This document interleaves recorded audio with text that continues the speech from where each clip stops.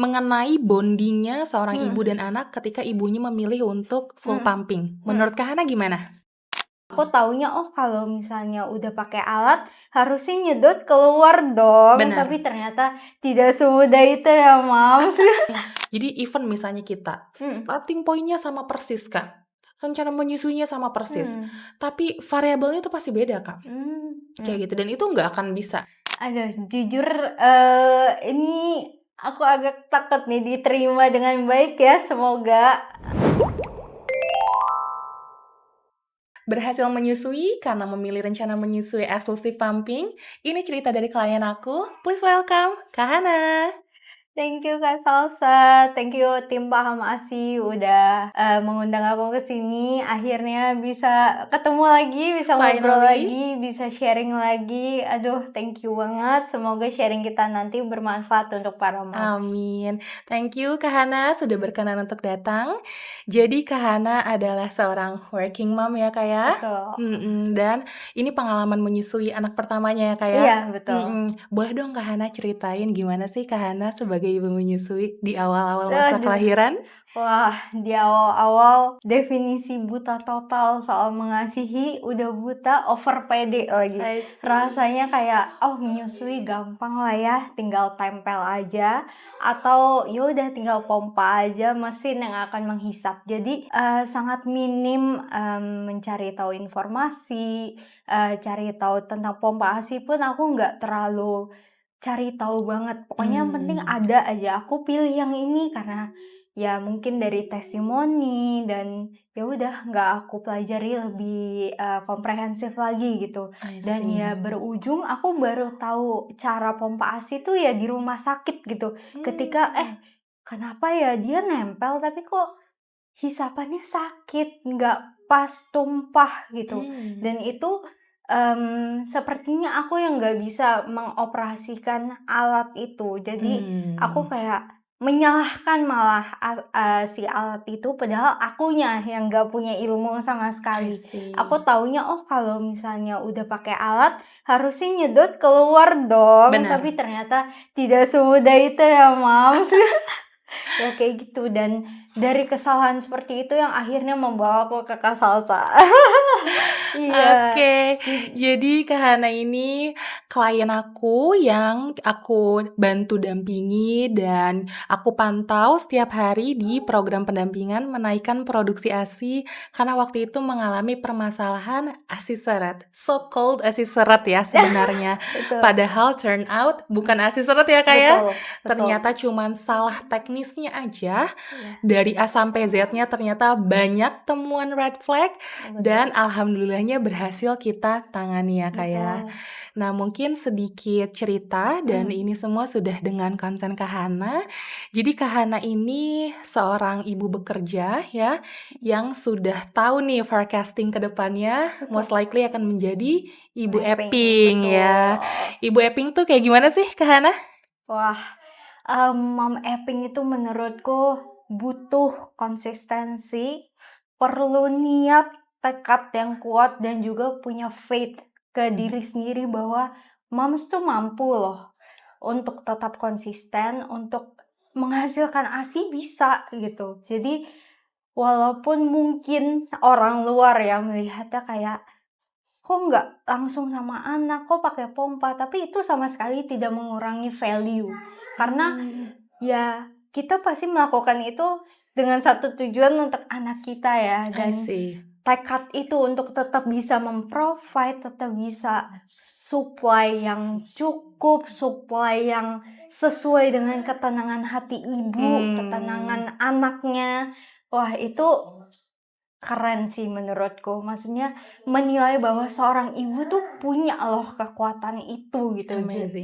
Amazing banget sih. Jadi ibu, moms, apapun itu amazingnya di sana. Amazing banget. Kalau udah bertekad ya Kak, aduh. Bener.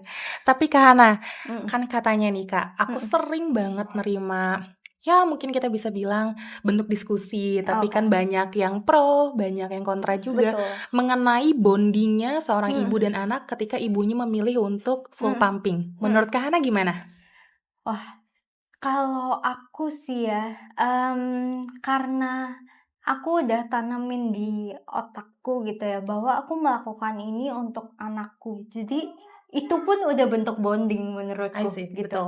Dan nggak berarti aku tidak nempel menyusui langsung skin to skin sama anak aku yang berupa DBF, itu artinya aku bukan ibunya lagi gitu. Itu kan agak nggak fair ya kalau misalnya kita berpikir bahwa aku mengeluarkan ASI ini tapi dia bukan anak aku gitu kan, kayak itu pemikiran yang sangat tidak fair dan menurutku too hard on yourself gitu. I see. Seperti kayak jadi ibu itu udah nggak Mhm. bisa lebih sulit lagi gitu, sampai Bener. harus ada pemikiran seperti itu I gitu. see. Enggak lah, itu cuma menurutku apa ya, di beda media aja sih. Tapi basically the nature is you are his or her mother gitu, dan itu cukup menurutku I gitu sih. see. Dan ya itu maksudnya selama ibunya merasa cukup, merasa oh I'm doing this for him or her, menurutku itu aduh, kasih ibu tuh jauh lebih besar daripada cuma sekedar apa yang orang bilang gitu sih, gitu. Betul. Dan aku setuju walaupun aku adalah seorang ibu yang DBF, Kak. DBF, betul. Aku menyusui anakku sampai 2 tahun dengan DBF, direct breastfeeding, dan aku setuju banget. Betul. Karena aku handle klien itu mostly memang working mom. Yang paling banyak punya masalah dengan menyusui itu kan ya working mom ya. Iya. Mungkin kalian juga banyak yang relate. Karena kan stresnya working mom tuh beda sama ibu yang bisa standby 24 jam sama anaknya, even bekerja juga. Betul. Nah, Kak Hana itu kan kebetulan bekerjanya nggak bisa full sama anak ya, kayak Betul. harus di office, betul Iya, ya? betul. Jauh dari anak. Nah, jadi dengan melihat sebagai working mom ya, yang harus kerja jauh dari anak, menurut aku opsi pumping itu salah satu cara untuk memperpanjang periode menyusui. Betul. Kak Hana setuju nggak? Aduh, betul banget.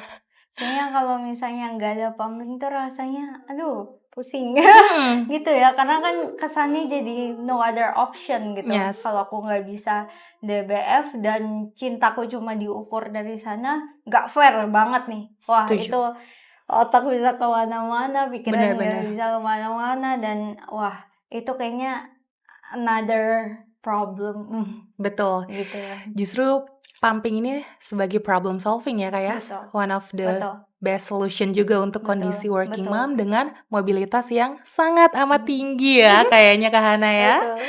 Nah, jadi memang kita harus lihat opsi menyusui itu bukan kita pilih mana yang lebih bagus, tapi yang paling sesuai dengan kondisi kita. Betul. Aku memilih DBF karena aku yakin semua orang tahu ya DBF itu yang terbaik. Kak Hana Betul. sebagai mom mapping juga tahu DBF yang terbaik. Tapi kondisinya gak semua orang afford. Entah karena betul. kondisinya, ya kan? Entah karena situasinya. Kalau aku Betul. waktu itu standby sama anakku 24 jam. Oke. Sampai dia 2 tahun, aku bisa. Jadi opsi terbaiknya DBF. Oke. Tapi kalau nggak bisa standby sama anaknya, memilih untuk DBF, berarti kan akan semakin banyak potensi loss-nya ya untuk Betul. tidak DBF. Dan akhirnya potensi penyapihan dini. Betul. Dengan Kak Hana memilih untuk eksklusif pumping, akhirnya ASI-nya keluar sampai usia Elliot sekarang berapa Udah tahun? 17 bulan. 17 bulan, amazing. Almost there ya, Kak ya? Iya, kuat. Aku percaya Dan kuat. masih konsisten pumping. Betul. Amazing, Kak Hana. Nah, Betul. Kak Hana sebagai mom apping yang juga working mom ya, Kak ya. Berarti kan memang Kakak tuh harus punya banyak persiapan ya, Kak ya, dari device sampai Betul. keilmuannya. Betul.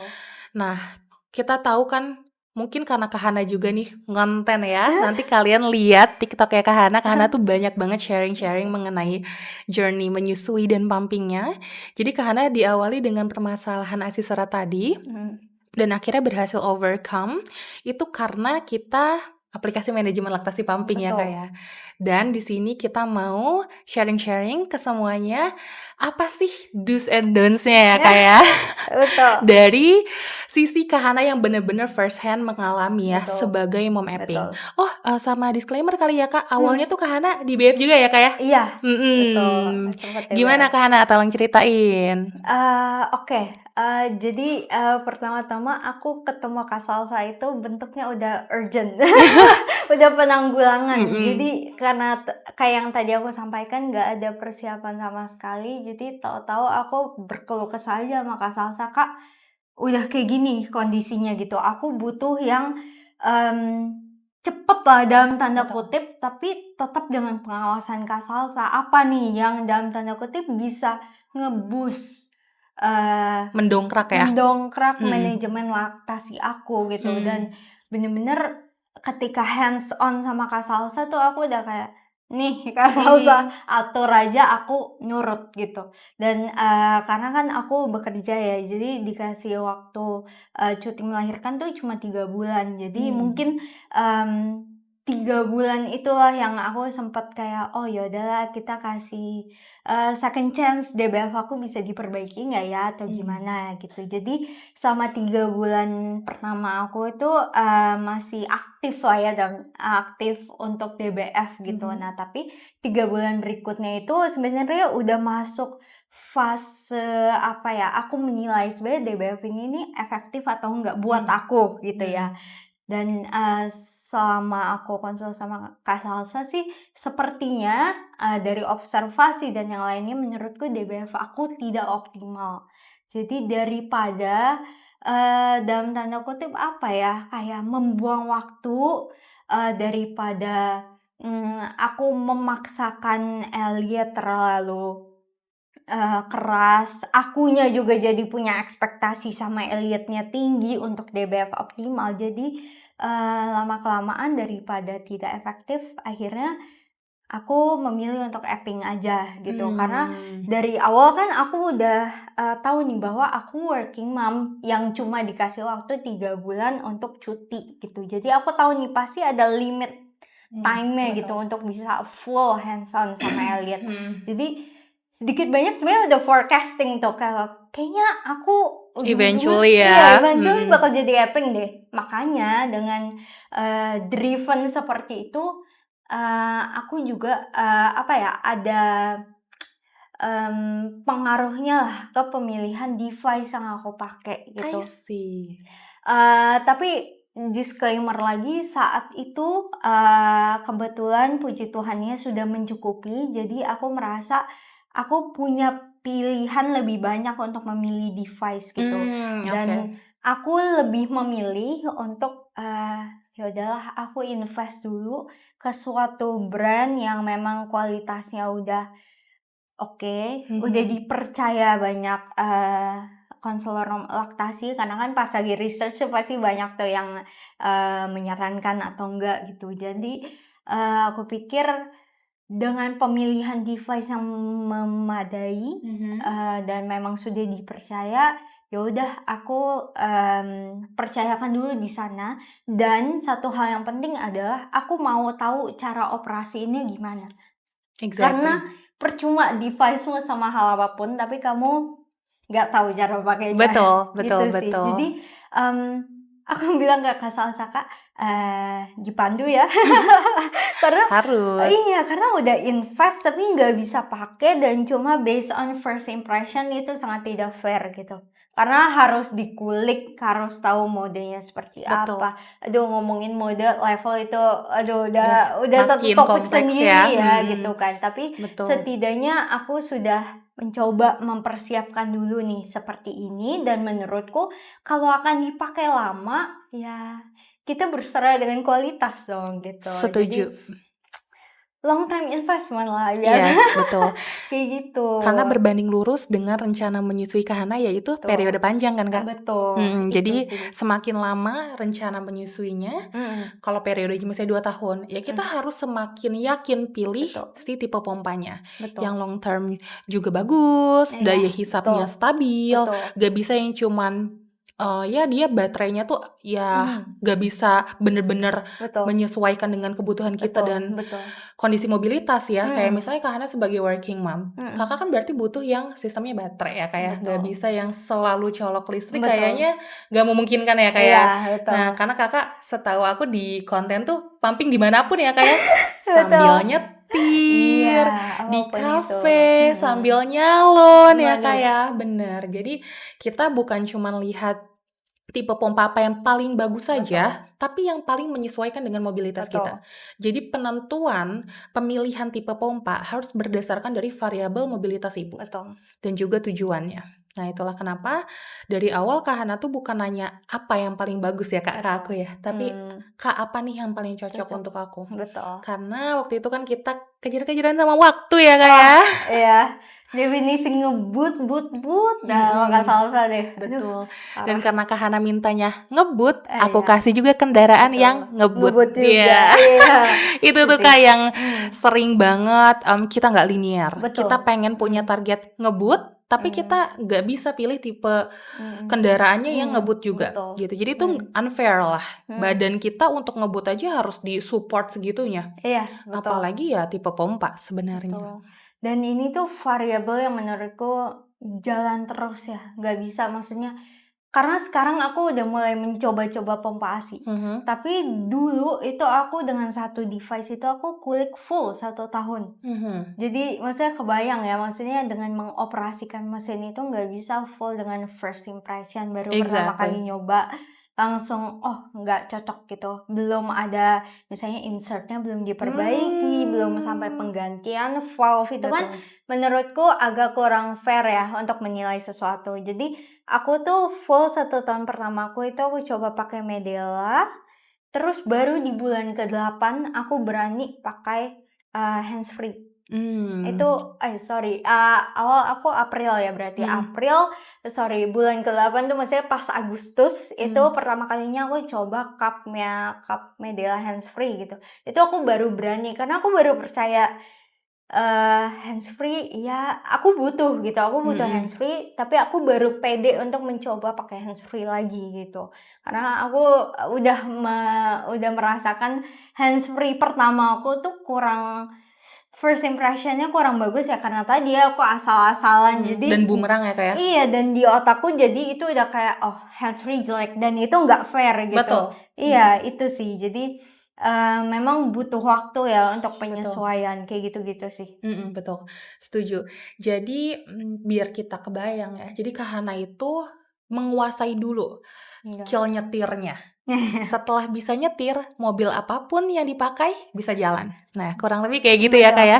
Karena kalau kita belum bisa nyetir, udah mau ganti-ganti mobil, betul, kayaknya ini itu nabrak gak sih, Kak? betul, Iya kan? Kalaupun gak nabrak ya bisa mogok di jalan lah, betul, bisa miring-miring lah. Nah, kalau misalnya udah bisa nyetir satu mobil ke kendaraan apapun ya bisa. betul, Kayak gitu ya.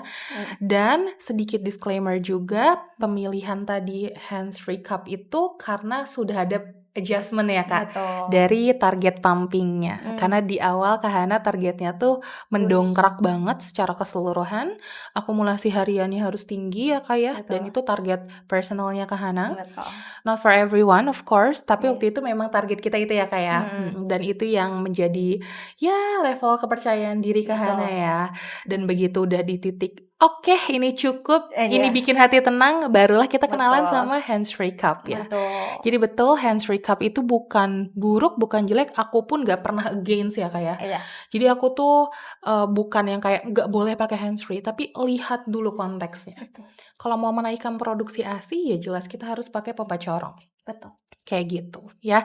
Nah, kesalahan-kesalahan apa nih Kak Hana di awal masa menyusui yang menurut Kakak sebenarnya bisa di-prevent? Oke.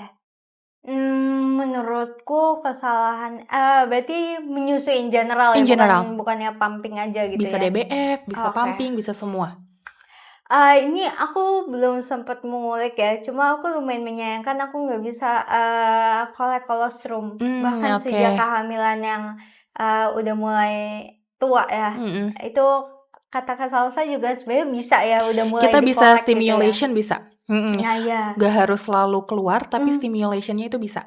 Ya Mhm. wah itu ketinggalan banget sih aku, padahal kasarannya udah bisa start duluan nih, Mhm. tapi aku nggak tahu ilmunya seperti itu dan Mhm. bahkan Pikir menyusui ya nanti bayinya keluar dulu gitu loh maksudnya, padahal kan ada preparation lah Betul. setidaknya ya, Mhm. yang bisa disiapkan dulu, kayak gitu sih. Itu satu, 2 juga ya pelekatan, entah itu nanti ujungnya epping atau enggak, tapi setidaknya itu kan basic knowledge gitu untuk you have a baby, ya Mhm. berarti ilmunya harus di sana gitu. Nah itu sih preparation yang seperti itu, dan kalau misalnya udah masuk ke pumping, karena yang aku ingat, preparation-nya berdasarkan kayak pumping gitu adalah ya mengukur puput Mhm. sorry, aku ulang dikit ya, Iya entar boleh. ya. Mengukur puput, terus, Payudara ya. tipe payudara, valve-nya ternyata harus diganti. Mhm. Tahu loh, oh valve robek tuh kayak gini ya, kalau Mhm. ngelihat dari luar asal-asalan aja Nggak nggak begitu kelihatan ya? iya, apa itu valve sobek gitu, Mhm. emang bisa sobek kan dia silikon gitu kan, Bener sangkanya kayak bener. gitu kan. Mhm. Dan ya itu sesimpel perbedaan handsfree dengan corong aja kan itu Betul. kalau kalau misalnya belum terpapar ilmu kan itu kayak cuma sekedar pilihan aja gitu, Exactly. pemilihan shopping gitu kan, Mhm. padahal kan di per levelnya ke-breakdown lagi, Exactly. tergantung, kayak gitu. Mhm Dan mhm. ya itu banyak konteks-konteks ya Kak, ternyata di Mhm. menyusui dan nggak bisa, banget cuma berpatok sama satu, figur. Misalnya sering lihatnya ibu yang di rumah, berarti DBF atau Mhm. apa, kayak gitu-gitu. Jadi, eee, pemaparan konteks itu juga ternyata penting gitu, Betul. biar kita tuh nggak gampang, biar aku nggak gampang minder, Exactly. nggak gampang kayak, "Oh, ibu yang aku lihat itu ASI-nya sekali pumping 400 dan yang lain-lain," gitu. Dan Mhm. itu, the biggest ini sih, penghambat ya menurutku ya, karena Mhm. kan ibu juga harus percaya diri gitu, dan Exactly. kalau misalnya dimulai dengan, eee ngelihat hasil itu adalah indikator keberhasilan, padahal Betul. padahal ibu dan bayinya tidak perlu, itu kan jadinya nggak fair, nggak sesuai Exactly. konteks. Sedangkan kalau aku dari awal sebenarnya balik lagi, udah forecast bahwa aku mau nggak mau harus ngelihat hasil. Mhm. Karena hasil itulah yang membuat aku tenang dan nggak cukup dengan yang penting cukup, nggak Iya. bisa working mom yang penting cukup tuh stres, Kak. Jadi enough is not enough ya, Kak, ya? Betul Mhm. betul. Bayangkan kalau misalnya hasil pumping-ku itu cuma cukup untuk hari itu. Gimana kalau hari itu aku lagi di luar kota atau gimana, kan Mhm. nggak tenang dong gitu. Jadi mau nggak mau aku harus menghasilkan misalnya dengan perhitungan-perhitungan, misalnya X tambah 500 mili baru aku Mhm. tenang. Nah, itu konteks ketenangan yang akan dibahas di sini gitu Betul maksudnya. Kalau betul. ngomongin konteks aku sebagai Mhm. working mom, dan ya itu case by case, personalize. Makanya yang kayak gitu-gitu, aduh nggak bisa deh kalau misalnya cuma bergantung dengan ilmu yang dalam tanda kutip umum ya Kak ya. Jujur Karena ya? iya kan, Mhm. karena konteks itu yang akan memboost confidence Betul. seorang ibu gitu, bahwa ya nggak apa-apa kalau kamu menginginkan banyak, nggak apa-apa kalau kamu, Betul betul. mau nabung di freezer stash, kalau kamu mau, cukup juga ya nggak apa-apa kalau emang kebutuhanmu dan anakmu seperti itu. And yes, bener banget Kak Hana, aku setuju kalau kita nggak bisa membandingkan kondisi kita dengan kondisi orang lain. Contohnya nih, aku sering banget lihat di TikTok page-nya Kak Hana, Oke. karena Kak Hana itu kan volume pumping-nya lumayan banyak. Nah, ternyata tuh banyak yang ingin menghasilkan output yang sama, namun kondisinya berbeda ya. Misalnya ibunya Mhm, itu mix DBF, atau bahkan dominan DBF, atau bahkan punya tipe pompa yang berbeda, mhm. kondisinya berbeda, starting point berbeda, usia anak berbeda. Iya betul. Intinya semuanya gak ada yang sama justru ya Kak ya, dan Betul. ingin output yang sama. Nah itu unlikely sih Kak, Mmm, karena memang kita nggak bisa jadikan satu kasus itu sebagai patokan kita. betul.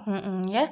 Jadi keberhasilan Kak Hana itu hanya akan bisa kita jadikan contoh untuk mom apping lainnya. Iya, kayak gitu, Kak. betul. Kalau aku membedah kasus kayak gitu, Kak, mom Mmm, apping dengan mom apping, iya, ibu betul. yang DBF dengan ibu Dengan yang DBF. DBF gitu, dan kita lihat juga nih DBF-nya tipe DBF yang gimana, yang dominan Optimal, atau yang kurang misalnya, Mmm, optimal atau enggak, anaknya mhm. punya indikasi khusus nggak, Oh tongue iya. tie, lip Iya, itu tie juga gitu. aduh, iya. Exactly, betul. Jadi kita Betul. nggak bisa cuman, "Ih aku pengen hasilnya sebanyak Hana, pumping-nya," itu nggak bisa, Hmm. kayak gitu. That's why dengan kita mengonsumsi konten itu harus dengan kebijakan, Kak. Betul, Jadi kayak misalnya, apakah dengan Kahana volume pumping yang banyak itu udah bikin Kahana cukup? Belum tentu. betul. Mungkin kalau Kahana kurang bijak, begitu melihat ibu yang dalam tanda kutip pamer DBF, jadi ada rasa sedih gitu Betul, kan. betul, Tapi untungnya itu semua sudah kita prevent ya Kak, karena betul, kita tahu kondisi kita berbeda. betul, Artinya bukan masalah berhasil atau nggak berhasil ya Kak ya, betul, tapi memang ini yang terbaik untuk kondisi kita. mhm, Gimana caranya sih kita mmm, memperpanjang periode menyusui dengan kondisi yang betul, berbeda-beda. betul, Itulah goals-nya. betul. Dan kalau kondisi Kahana itu nggak bisa enough is enough ya Kak ya, karena Betul, Kahana itu mobilitasnya tinggi banget iya, ya, betul, environment pekerjaannya juga lumayan bikin ini ya Kak ya, capek, iya, betul. lembur, dinas juga ya Kak ya? Iya, betul, keluar kota, Keluar kota. Jadi variabel tidak terduganya itu bisa kita bilang tinggi ya Kak ya? tinggi, Mhm. Dengan variabel tidak terduga seperti itu, hanya punya cukup itu nggak bisa bikin Kahana tenang. betul, Betul. Dan freezer stash yang tadinya banyak sekali itu Kak, iya. ada nggak sih Kak yang pada akhirnya buang buang buang gitu atau keminum semua?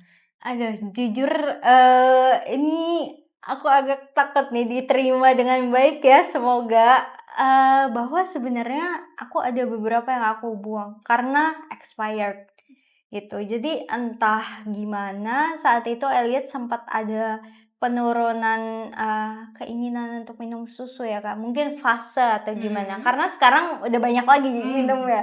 Jadi dulu tuh pas lagi menurun sedangkan masa expired ASIP itu kan juga, Mhm. berjalan ya. Jadi Betul, usianya nambah terus ya? betul, jadi yang expired itu mau nggak mau harus aku buang gitu. Mmm. Jadi yang bikin aku go for it gitu buat tetap berusaha, pumping ya Elliot gitu, karena tiba-tiba dari yang, demand-nya dia menurun, sempet males nyusu kali ya, Mmm. istilah yang biasa kita ngomong, tiba-tiba dia naik lagi, jadi suka lagi sama susu. Jadi mau nggak mau rencana menyusuiku pun sempat berubah jadi ningkatin lagi gitu, dan ya itu di bulan-bulan berapa ya, udah di atas 1 tahun gitu, dan aku coba nih, aku sempet eksperimen sama diri Mhm. sendiri gitu, oh pakai yang waktu itu aja cara naikinnya gitu, Mhm. teknik pumping-nya gitu, dan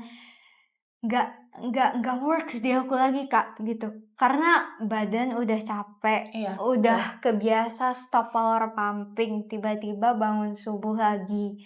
Terus udah biasa pumping monoton, tiba-tiba Mmm. harus menjaga, jeda ritme pumping. Kesannya simpel ya, kesannya ya Mhm. udah ganti aja, tapi untuk ibu yang udah biasa terlena dengan satu kebiasaan pumping yang tiba-tiba harus naikin tuh susah sih. Makanya menurutku bandingin sama diriku yang dulu Sebelumnya aja aja udah nggak bisa. nggak relevan ya? Iya, udah nggak relevan gitu. Padahal tahu ilmunya nih, Mhm. tapi nggak fair, nggak Mhm. bisa gitu. Betul. Apalagi kalau beda ibu, sama beda ibu, Exactly.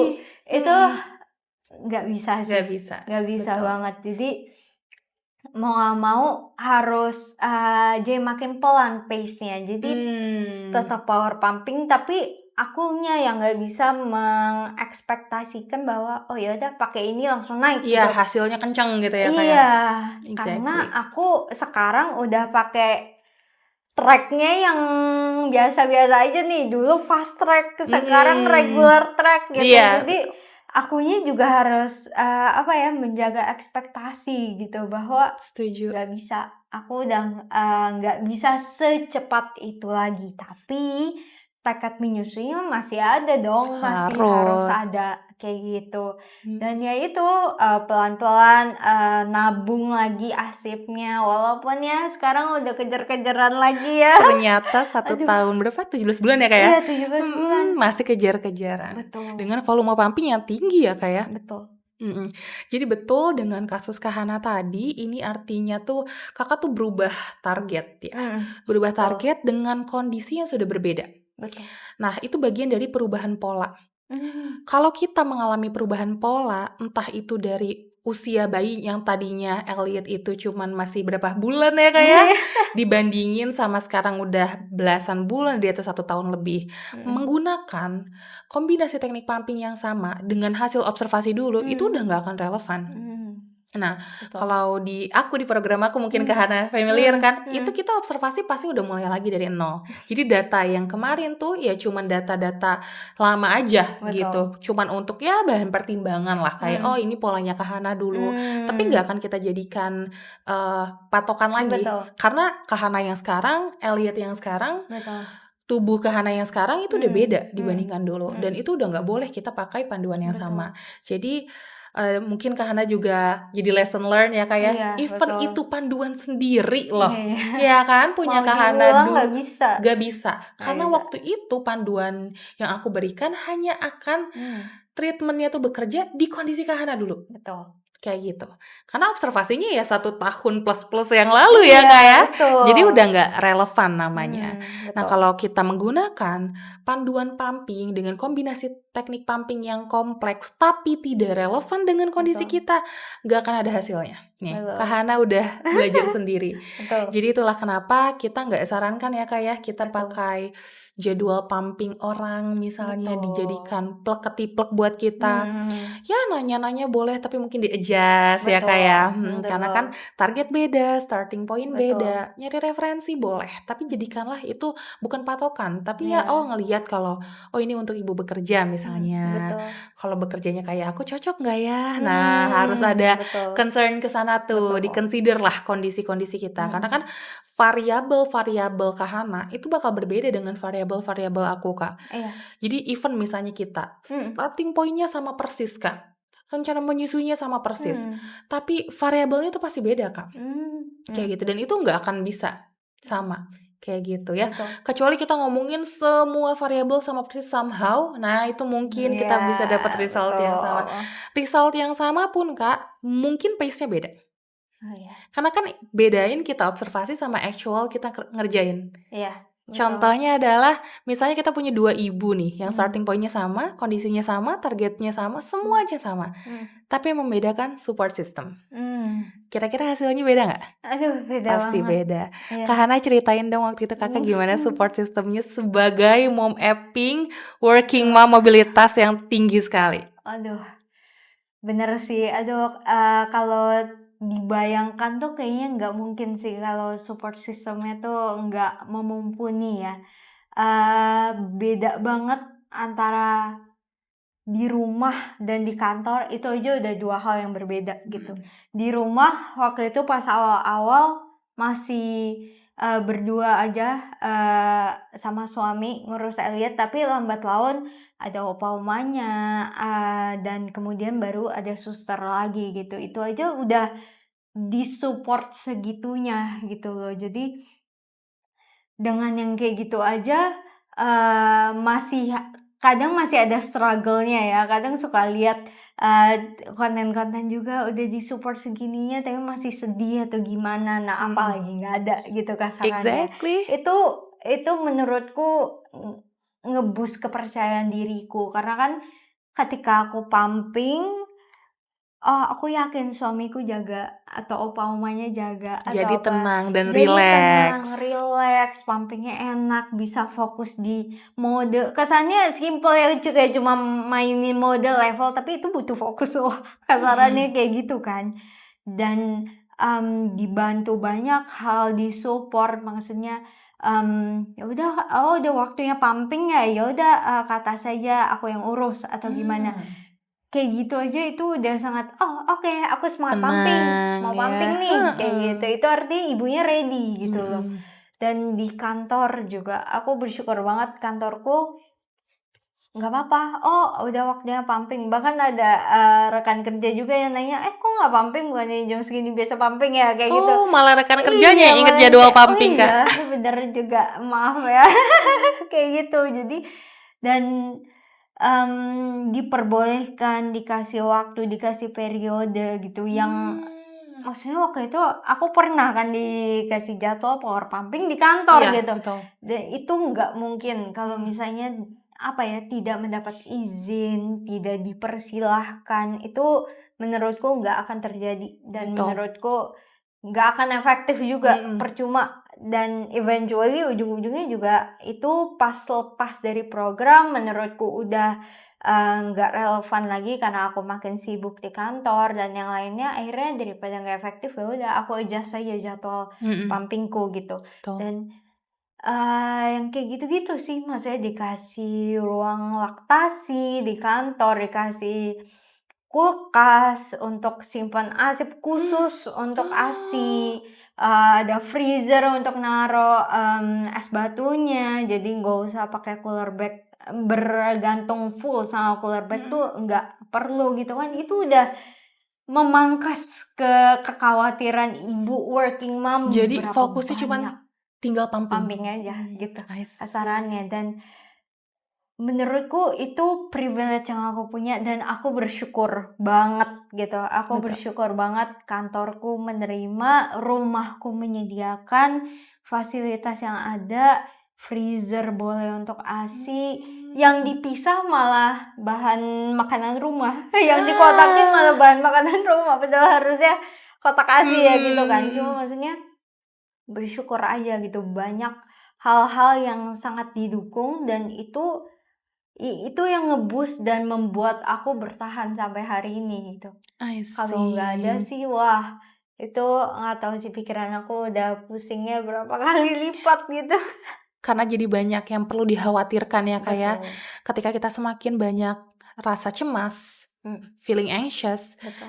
boro-boro kita relax ya Kak ya, Iya, akan betul. semakin sulit. Sedangkan untuk kita bisa menghasilkan output yang optimal, tentu Betul. saja kita butuh badan yang rileks, hati Betul. yang tenang.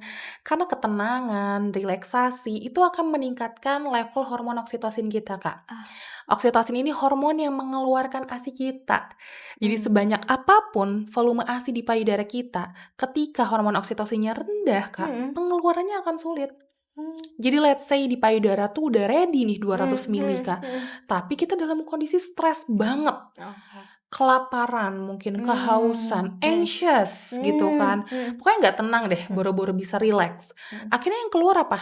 Netes-netes aja. Nah itu yang terjadi kalau kita udah ada di proses penanggulangan gitu. Nah itulah kenapa memang penting banget support system ya. Karena Iya, dengan adanya betul. support system, kita nge-prevent Betul. hal-hal dan variabel seperti tadi. Dan akhirnya fokus kita cuman gimana caranya nih pumping optimal, pumping efektif. Betul. Gitu. Karena pumping tuh nggak bisa cuman konsisten ya Kak Hana ya. Iya. Harus efektif. Benar, Kayak benar gitu. banget. Dan kalau kita udah melewati masa-masa pumping konsisten, pumping efektif, pada akhirnya kita nggak perlu tuh ya kayak power pumping selamanya, cluster pumping selamanya. Aduh, jangan deh, capek banget ya Kak ya. Aduh, ya Nah, benar betul. banget. Jadi kalau kita udah melewati fase itu tuh cuman periode sementara, nggak periode selamanya. Betul. Setelah periode itu kita lewati dengan baik, tidak banyak Betul. yang sifatnya harus dikoreksi ya Kak, kayak misalnya Betul. sumbatan berulang dan Bener. sebagainya. Nah itu kan berarti masih ada yang salah ya Kak ya Betul. kalau sumbatan berulang. Tapi kalau kita ngelewatinya smooth, transisinya oke, eventually kita hanya perlu maintenance. Betul? Ya? Dan maintenance itu ya sifatnya hanya pengosongan tuntas saja. Betul. Kita nggak usah lagi kepikiran power pumping ya Kak ya. Cluster pumping itu udah nanti lagi aja deh kapan-kapan. Kalau bisa sih nggak perlu ketemu lagi ya Kak ya. Nah jadi ini nih Kak yang sering banget bisa kita bilang perspektif yang salah atau pemahaman yang salah. Dimana kita kira harus power pumping terus selamanya untuk menghasilkan volume pumping yang terus-terusan banyak. Gitu. Nah ini salah ya. Jadi kita nggak harus power pumping selamanya untuk menghasilkan volume pumping yang stabil. Karena justru yang menstabilkan produksi ASI itu bukan power pumping. Power pumping itu teknik untuk menaikkan produksi ASI-nya. Jadi kalau kita power pumping terus dengan konteks efektif, produksi akan naik terus Kak. Jadi dari misalnya 200 ke 300 ke 400 500 akan selalu kayak gitu. Nah tapi kalau misalnya kita spesifik nih targetnya, aku yang penting 200 cukup, 300 cukup.